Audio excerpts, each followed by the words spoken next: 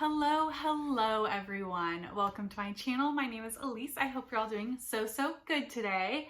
We are here to do a wrap-up video for all the books that I've read since my last wrap-up, which is how I'm doing them nowadays. So we have a fun little stack of books here, but this is not all of them. We're going to be talking about 10 books today because I read some library books as well. So we are about to hop into all of those. But before we get into that meat of the video, I do want to quickly talk about some of the legislative things that are happening lately that are affecting the bookish area because they are very significant. And I'm going to be linking some articles down below for you to look at more. I'll reference to those later. But you might have heard that recently there's been a huge slash in the NEA grants that were allotted for 2025. NEA grants are the National Endowment for the Arts, and while this affects a really wide range of nonprofit organizations that are related to the arts in some capacity, this also includes small independent publishing companies who are not-for-profit. Now, these grants had already been issued or guaranteed, and they have either been partially rescinded or full-on terminated for a wide number of organizations. I am going to link a Publishers Weekly article below that does list all of the publisher and book specific organizations if you would like to see that list. But obviously this is a really devastating blow to these companies who are dependent upon that money, again, because they're not for profit, in order to keep their businesses running effectively. Two that I often talk about on my channel is Deep Vellum, who is a not-for-profit small publisher that's based in Dallas, Texas.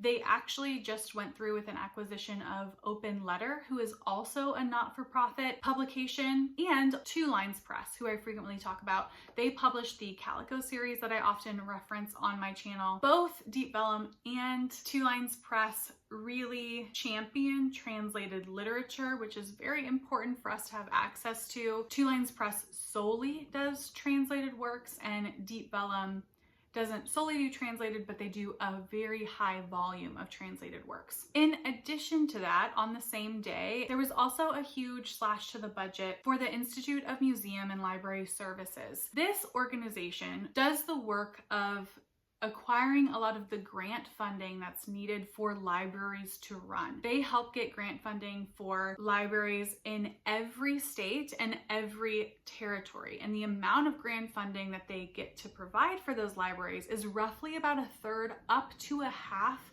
of the library's budget in a given year.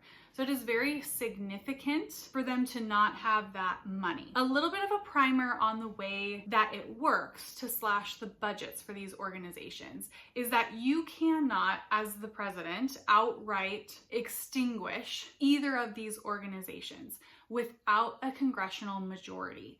But what you can do is you can put out an executive mandate to slash the budget so much that they can no longer function and run, which is sort of what's currently happening. So they're circumventing needing to get a congressional majority by putting out a mandate, slashing the budget to the furthest legal extent possible without getting a congressional majority in order to effectively dismantle these organizations by other means. This is hugely concerning for a wide variety of factors, not just for all the reasons that we talk about on this channel of why small independent presses are important, why the library is important. In terms of the implications it has for our library system is even a step further in my mind.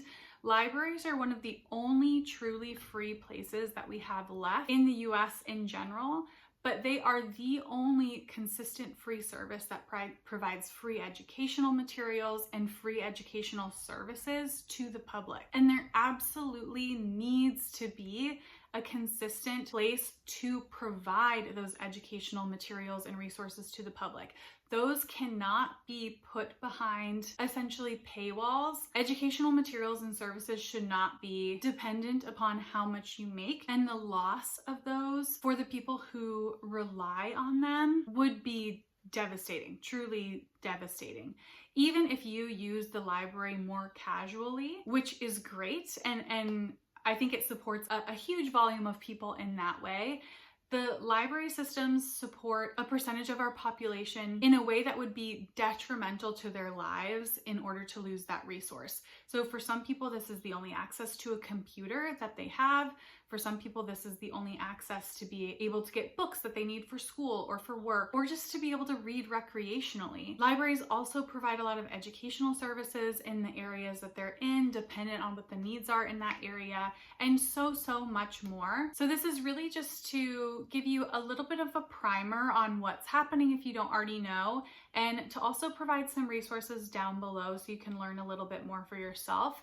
I'm going to provide 2 New York Times articles, one on the NEA grants getting slashed, one on the museum and library organization being slashed, and they're really good short primers on just kind of factually what's happening. They take about 5 minutes to read and a really good introduction. Now I know the New York Times has a paywall if you don't have a subscription, depending on how many articles you've read from them in the past, but I did still want to include them because I think they're such short, comprehensive articles on both of these things happening. In addition, like I said earlier, I will also put the Publishers Weekly article if you're wanting to specifically look at the book-related organizations that have had their grants either partially rescinded or terminated entirely.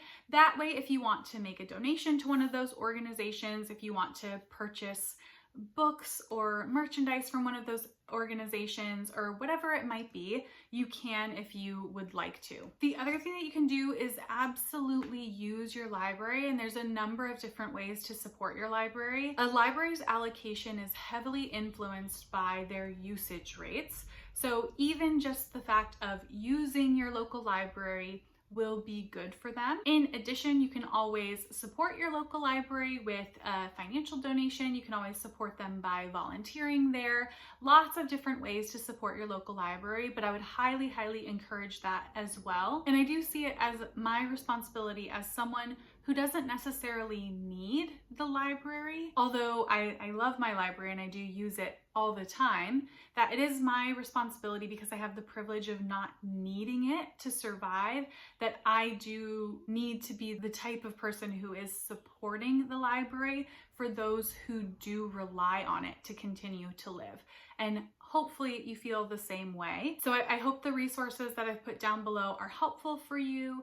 Please let me know if you're looking for more resources as well, and I can try and provide them to you. And I'll probably be talking about this more in future videos as well. Now that we have kind of talked through some of what's going on, we're gonna shift over to the wrap up. And it is fitting that in this wrap up, I have books by small independent publishers, and I have books that I have read from my library. So let's go ahead and get into it. We're gonna talk about them in the order that I read them, with the books that came out in vlogs at the end, which is how we do things nowadays on my channel. So let's start with the very beginning, which is a library book, and that is Clean Air by Sarah Blake. This is published by Algonquin Books, and I read this as an ebook from my library. This is a climate fiction novel that I really thoroughly enjoyed. I've been wanting to read Sarah Blake for a long time now. I want to read Nama as well, but this is the one I happened to get to first because I was sort of feeling some climate fiction.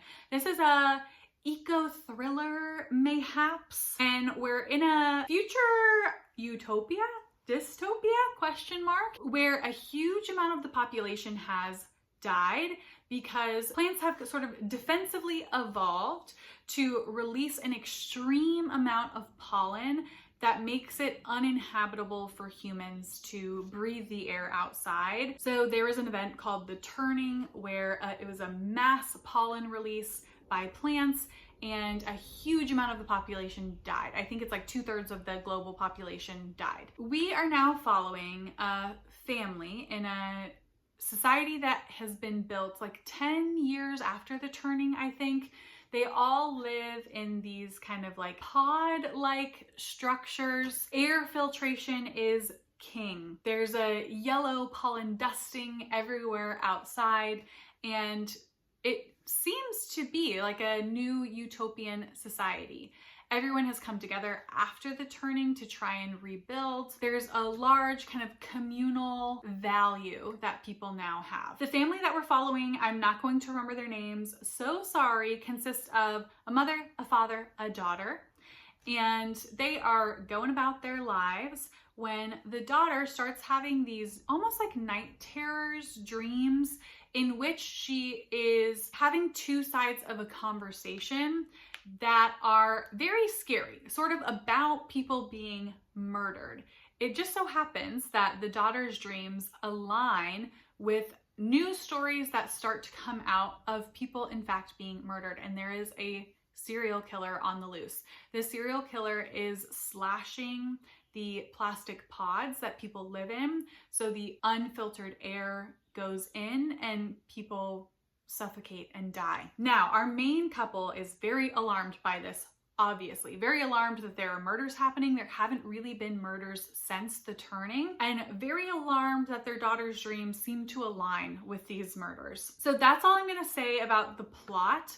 But this does such a good job on a number of different things. We only get the mother's POV, which I think adds a lot of intrigue with us not getting to be in the other characters' heads, because the mother is often questioning or wondering what the people around her are thinking, feeling. This book also really incorporates a lot of mysticism, spiritualism throughout in a number of different ways. And I think this book really makes you question, when you have to rebuild the world, what is it that you're going to believe in? What things are going to rise to the surface as your values or as faith? Like, what are you going to have faith in? And that was a really interesting internal conversation happening for our main character throughout the book. I do think the plot is a little bit unhinged. Our main character gets really invested in the serial killer, almost to a slightly delusional degree. Not in that she's like doing anything insane, but she becomes infatuated with this person and sort of figuring out who it is. And I think there's an element of that feels rooted in reality, but there's also this element of it that doesn't feel rooted in reality. And I did love the dystopian climate aspect of this. It's so unique as a premise that pollen is the devastating force behind this climate disaster. And overall, I thoroughly enjoyed this. I would definitely recommend this book. It really scratched the itch that I was looking for at this time of like something that's really intriguing. It's gonna make you think, it's gonna confront you with climate change in an interesting way. I thoroughly enjoyed it. So I definitely want to pick up Nama still because I liked this one so much. So that is Clean Air. Next up, we have Madame Sosostris and the Festival for the Brokenhearted. This is by Ben Okri and it's published by Other Press. This was my first Ben Okri book and I really liked this book. It was, should I say, so controversial yet so bold. This one also has a speculative magical realism element to it. We're following two couples who decide to go on a trip together because one of the women wants to put on this event, a festival for the brokenhearted. She had lost her first love long ago. She's remarried now, but she thinks, oh, this is a great idea. There are so many people who have lost love in a variety of different ways. There should absolutely be a celebration for them, a place where we can all come together and kind of commiserate and not be alone. So she starts putting on this festival and she's looking for a headliner for it. Enter into the chat, Madame Sosostris. Madame Sosostris is a medium who's purported to have been behind a bunch of different prime ministers' rise to power. And our main character who's putting on the event is very enamored by her. She comes across her at another event. Madame Sosostris tells this kind of mysterious, riddly-like fortunes about her that seem to totally fit with our main character's life. And she's like, I have to have you at this festival. Madame Sosostris agrees, and we're on. So cut to traveling to this, I think it's like an Italian forest or a French forest. We're getting the lead up to the festival and then the festival itself. I won't tell you any more about the plot from there, but something I should say is that this book is heavily, heavily, heavily inspired by Shakespeare in a wide variety of Shakespeare plays, mainly the comedies, but there are tragedies, histories, some of the other bullshit that was going on with Shakespeare. I'm looking at you, Winter's Tale. God, I hated that one. So I do think you sort of, I don't know if you need to have a good understanding of Shakespeare's plays. I would say having at least some understanding, particularly of the comedies, is going to be useful in this book. And it had that wonderful whimsical quality that comes out in the best Shakespeare comedies. Think very much like Much Ado About Nothing, Midsummer Night's Dream. There are so many callbacks to those plays, and I loved it. I thought it was such a good modern interpretation of the high society hijinks that kind of go on in those plays. There's mistaken identities, think Twelfth Night, frenemies and friends to lovers' interests, think Much Ado About Nothing. So many wonderful things happening, and this book is really short, and the writing is so lyrical. It's so lyrical. I was really impressed with what Ben Okri was able to do with this, and I definitely want to read more of him in the future. So if you like the Shakespeare comedies, if you like this idea about the collateral damage of lost love, if you like people getting gooped and gagged left and right, then I would definitely read this book. It will be for you. So that is Madame Sosostris and the Festival for the Brokenhearted by Ben Okri. It is a long ass title, but it is a good one. So thoroughly enjoyed that one. Then we have, and I'll say I read that from the library as well. I do plan on purchasing a copy because I enjoyed it so much, but that will be forthcoming at some point. Next up, we have a book that I got at the very beginning of this year. That is Glorious Exploits by Ferdia Lennon. This one's published by Henry Holt. This one I got in an end of year hardcover sale, mainly because it got such amazing reviews last year. And honestly, this cover is serving. It's serving with the googly eyes on the bust. I mean, I can't even believe. But this, honestly, the premise wasn't something that I would have picked up on my own if it hadn't got such good reviews. So I took a chance on a sale, and this did pay off. This was really good. I do think it's important to note here that I thought about DNFing this book multiple times as I was reading it. You do need to press through the halfway point. This is a book that has a ton of payoff in the end. So please persevere through if you're like, I'm just not vibing with the characters at this point. I felt the same way. Push through. I ended up really loving it in the end. We are in the island of Sicily during the Peloponnesian War, and we're following two main characters who are really close friends. They decide that they want to put on a Euripides play, one for the art, the other for the money and the fame and the prestige. They are from Syracuse, and they're a bunch of Athenian prisoners being held in a quarry, and they're going to use the prisoners as actors to put on this play. Lampo is our character who's really doing it for the money.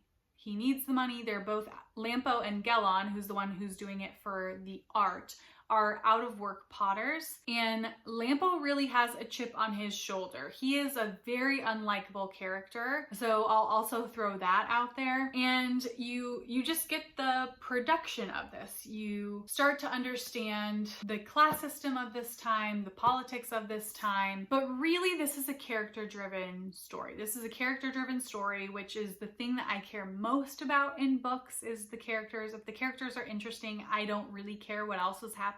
And this one does have such good emotional resonance and payoff. We get a lot of the Athenians who are brought into the play being funded basically with food and water, food and wine, because they're starving to death and dying of dehydration. And it is really bleak. This book is very bleak. I don't want to minimize that. I actually think people should have talked about that more when I first started reading this. This is horrific in many, many ways, like truly horrific, because it is about enslavement and torture, and not just the Athenians in the quarry, but the Athenians who are now in indentured servitude working throughout the town. There's a lot going on here. Other people have talked a lot about this, so I don't think I need to say much more than that. It's really good. It's really good. Even if you don't read a lot of historical fiction like me, I would highly recommend, if you love a richly drawn character story that has very interesting character development in it. This one could definitely be for you. So that is Glorious Exploits. Next up, we have another library book, and that is Adam and Eve in Paradise by Eka de Queiros, translated by Margaret Jill Costa, and this is published by New Directions. This was another book on my most anticipated list, and this book also very slim. It is a retelling of the book of Genesis, sort of a la the book of Eve that I read a couple years ago and absolutely loved. But this one is through a lens of the Garden of Eden being a fucking horrifying place to be. Like, we're talking, there's monsters around every corner, the plants are trying to kill them, like all this crazy shit. And that is what it is. It is successful in that way. I didn't like this as much as I thought that I would. What I do think this book has is really interesting world building, but that's really all it is. There's not much else going on, and I did expect and want there to be more going on than interesting world building. I think it's trying to piece together some commentary on Adam and Eve's relationship, their relationship to the land, their relationship to God, but it just really that didn't work successfully for me. Like, there wasn't enough there to really do anything for me. So this one fell flat. Not gonna be one that I purchased or anything. I'm glad I got it from the library. So that was Adam and Eve in Paradise. Then we have a buddy read that I did, which is The Cat Who Saved Books. This is by Sosuke Natsukawa, and it's translated by Louise Kawai, and this one is published by Harper via. This book was gifted to me by some friends, I want to say like a year ago or something like that, because I was cat sitting for them, hence The Cat Who Saved Books. It's hilarious. This book was not for me. If you are in fact the friends who gave me this book and you're watching this, I'm so sorry. This book was not for me. And if it hadn't been a gift and if it hadn't been a buddy read, I would have DNF'd it because I knew pretty early on that it wasn't going to be for me. This follows a young boy whose grandfather has just died, and his grandfather was caring for him. His grandfather owned a bookstore. Rintaro, who is the boy, gets told that he's going to need to go live with his aunt in a different town, and he has a couple weeks to kind of finish up school, pack up things, get everything ready before he needs to go. He's at the bookstore, kind of working there before it closes for good, when he meets a talking cat, and this talking cat takes him on a series of trials, a series of tests to help teach him lessons about books and reading, and also subsequently about his life. And this is just exactly the type of book that I really don't like. I don't like what I would consider overly didactic, moralistic books that are straight up just like telling you a life lesson verbatim. Boy, this could have been an email. I really relate this to a book like The Alchemist by Paulo Coelho, which I don't like at all. And this is very similar. So if you like that book, you might really like this. And this definitely gets into that like Japanese cozy vibe that everyone is loving nowadays. But yeah, overly didactic, too moralistic. I truly just don't care. I'm so sorry. I'm so sorry to this book. But yeah, this one will be leaving the house, never to be seen again. That is The Cat Who Saved Books. Not for me, but could totally be for you. Next up, we have, another library book, and this one was good. This was The Tainted Cup by Robert Jackson Bennett, and this is published by Del Rey. This got a lot of press last year. So many people were loving it. It was on my anticipated releases last year, and it is a new mystery fantasy series called like the Leviathan. What is it called? Shadow of the Leviathan series. I love a mystery. I love Sherlock Holmes, and when the blurb said this is a Sherlock and Watson inspired mystery book with a fantasy element, I was in, and then it started getting rave reviews. I listened to the audiobook of this, and the audiobook was fantastic. I would highly recommend. And I thought this was such a great mystery. This really does have that classic Sherlock and Watson vibe, where not only is there a very complex mystery happening at the center of this book, the threads are tied together so well, and you get the classic mystery beats of explaining clues along the way, talking through the investigation as it's happening, and then getting that really fun little recap when the mystery has been solved by the Sherlock-like character, whose name is Anna, and Din is our Watson-like character. So yeah, I just think it was a really good homage to some very classic mystery-like tropes with a fun fantasy wrapping around it. I definitely want to read the second one. I've already put a hold on it for the library. I'm going to read that as an audiobook as well because I love the audio so much. And yeah, the characters are great. Again, really complex mystery. And I love it when a mystery doesn't dumb down the complexity for the reader. Like, we want to feel smart. We want to feel like it's actually hard to figure out. So I really enjoyed that about this. Plus, it set up really well for a next book. I know these are supposed to be episodic, so you can technically read them as standalones. There is going to be like an overarching narrative running throughout all of the books with our two main characters, I believe. A lot of good commentary on class in these books, and I'm excited to see where the next one goes. So that is The Tainted Cup. Next up, we have, a poetry collection. We have Things You May Find Hidden in My Ear by Mosab Abu Toha. This is published by City Lights Books. And this I was reading for National Poetry Month, but I did read this collection very slowly. It has a lot of heavy content, and I do think consuming it in small doses worked really well for me. It's about the author's experience growing up and living in constant lockdown in Palestine, about the impact of constant surveillance and war and invasion on someone's life, and also the resilience of Palestinians. Again, very heavy content in this. There is also a section in the middle that has images as well. I'll just show you this one page of them so I don't show you all of them. I think this was very well written. I would definitely recommend this.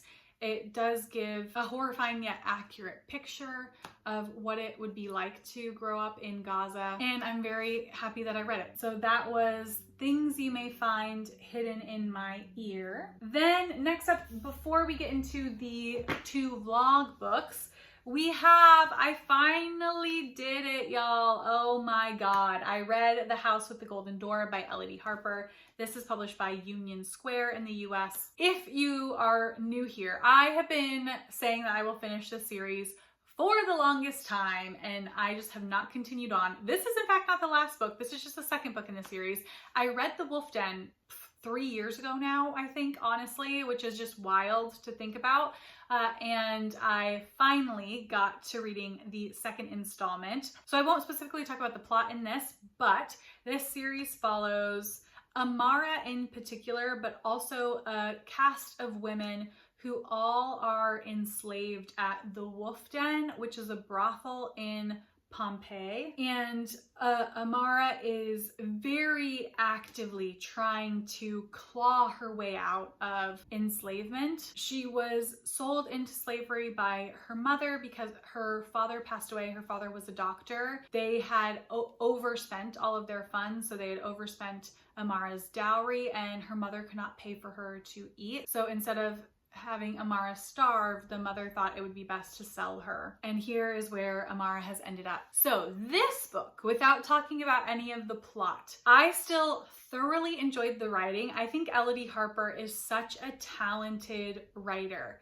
This is another book that has a lot of threads going on. She weaves them very expertly, and she does such a good job of creating real characters. Not characters who are real, but characters who feel real, which is really the point. We just need them to feel real. They don't have to actually be real. And she does a great job of that. Amara is a really interesting character to follow. She's very complex. She's very morally gray. Again, you get a lot of feminine energy in this book in the ways that there is a lot of camaraderie between women in this society, but also the ways where there is what feels like a lot of competition between women in this society. The thing that I didn't like about this book as much as The Wolf Den is there are two plot points that I take umbrage with.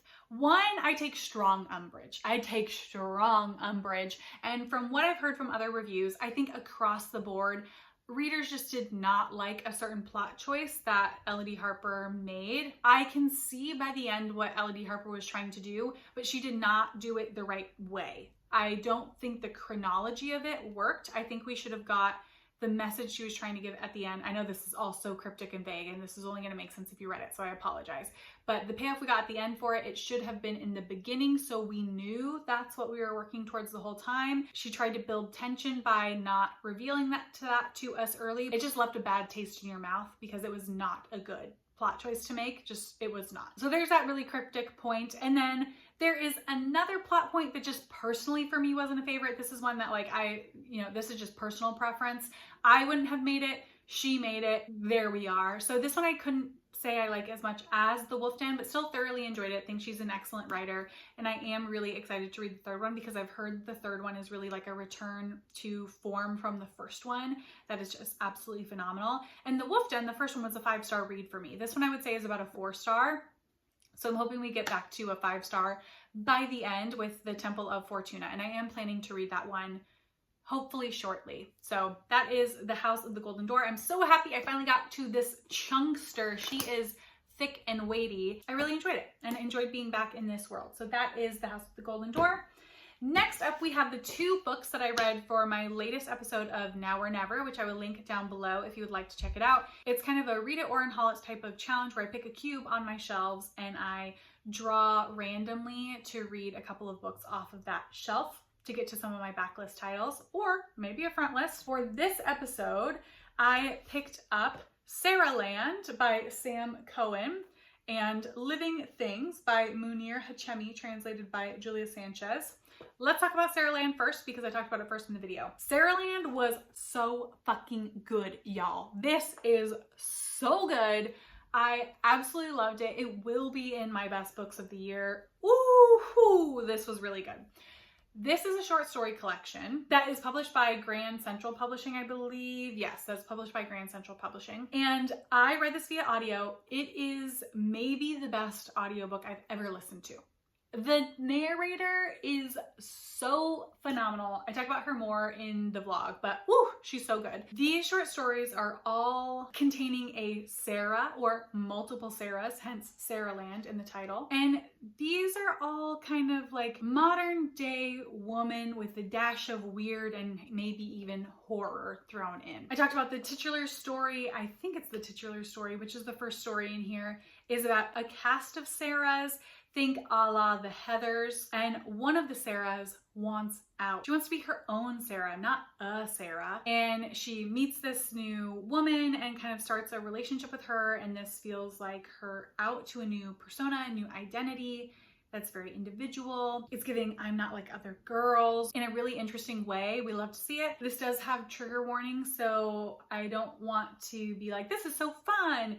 It is fun, but it's also dark at the same time. And oh my God, I just loved it. So that is Sarahland, one of the best short story collections I've read in a very long time. And then the other book for that video was Living Things by Munir Hachemi, translated from the Spanish by Julia Sanches and published by Coach House Books. This book was a little bit of a flop for me. It was a little bit of a flop, if I'm being honest. We are following 4 men, boys, 2 men, who decide to go to France. They're from Spain. They decide to go to France for the grape harvest to earn some money post-graduation and to also gain some life experience because a lot of them want to be writers and they're hoping that this will be good fodder for future stories. This gets into the horrors of factory farming.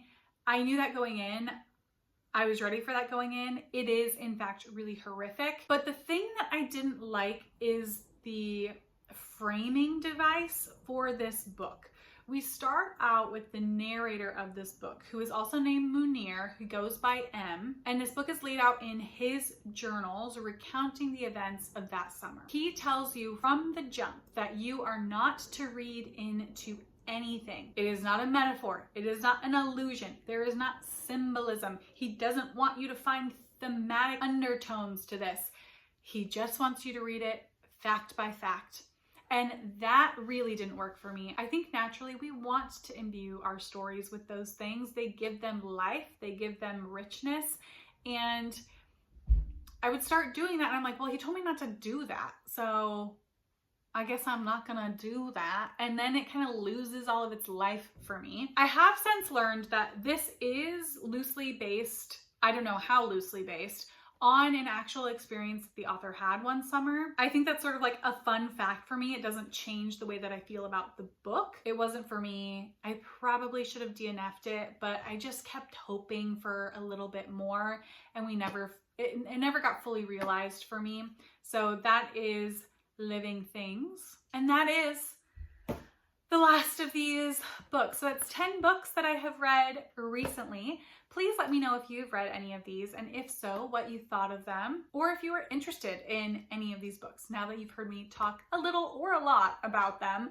This video is insanely long, so if you made it to the end, you are a real one. Thank you so much. Please support small independent presses, particularly your nonprofit ones, and please support your local library. I will see you all in the next video. Until then, bye.